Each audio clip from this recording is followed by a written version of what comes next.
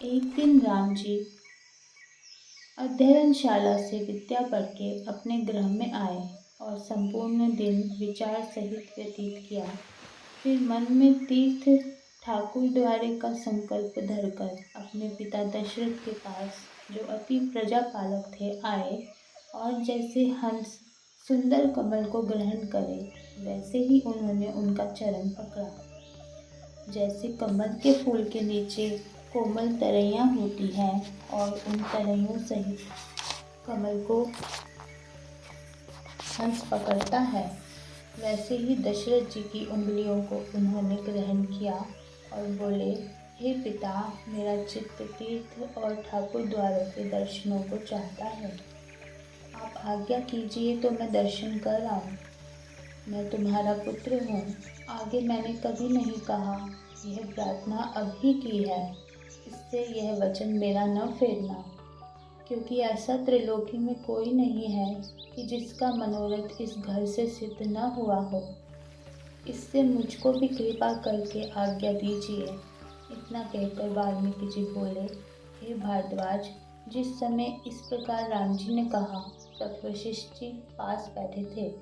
उन्होंने भी दशरथ से कहा, हे राजन, इनका चित्त उठा है, राम जी को आज्ञा दो, तीर्थ कर आवें और इनके साथ सेना, धन, मंत्री और ब्राह्मण भी दीजिए कि विधि पूर्वक दर्शन करें। तब महाराज दशरथ ने शुभ मुहूर्त दिखाकर राम जी को आज्ञा दी। जब वे चलने लगे तो पिता और माता के चरणों में पड़े और सबको कंठ लगाकर रुदन करने लगे। इस प्रकार सबसे मिलकर लक्ष्मण आदि भाई, मंत्री और वशिष्ठ आदि ब्राह्मण, जो विधि जानने वाले थे, बहुत सा धन और सेना साथ ली और दान पुण्य करते हुए गृह के बाहर निकले। उस समय वहाँ के लोगों और स्त्रियों ने राम जी के ऊपर फूलों और कलियों की माला की। जैसे बर्फ बरसती है वैसे ही वर्षा की और राम जी की मूर्ति हृदय में धर ली। इसी प्रकार राम जी वहाँ से ब्राह्मणों और निर्धनों को दान देते गंगा, यमुना, सरस्वती आदि तीर्थों में विधि पूर्वक स्नान कर पृथ्वी के चारों ओर पर्यटन करते रहे। उत्तर, दक्षिण, पूर्व और पश्चिम में दान किया और समुद्र के चारों ओर स्नान किया। सुमेरु और हिमालय पर्वत पर भी गए और शालिग्राम, बद्री, केदार आदि में स्नान और दर्शन किए। ऐसे ही सब तीर्थ स्थान, दान, तप, ध्यान और विधि संयुक्त यात्रा करते करते एक वर्ष में अपने नगर में आए। वाल्मीकि जी बोले, हे भारद्वाज, जब राम जी यात्रा करके अपनी अयोध्यापुरी में आए तो नगरवासी पुरुष और स्त्रियों ने फूल और कली की वर्षा की। जय जय शब्द मुख से उचारने लगे और बड़े उत्साह को प्राप्त भये। जैसे इंद्र का पुत्र स्वर्ग में आता है, वैसे ही रामचंद्र जी अपने घर में आए।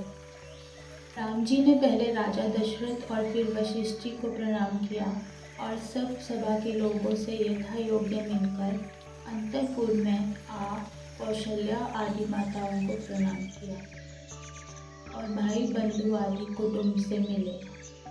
हे भारद्वाज, इस प्रकार राम जी के आने का उत्साह 7 दिन पर्यंत होता रहा।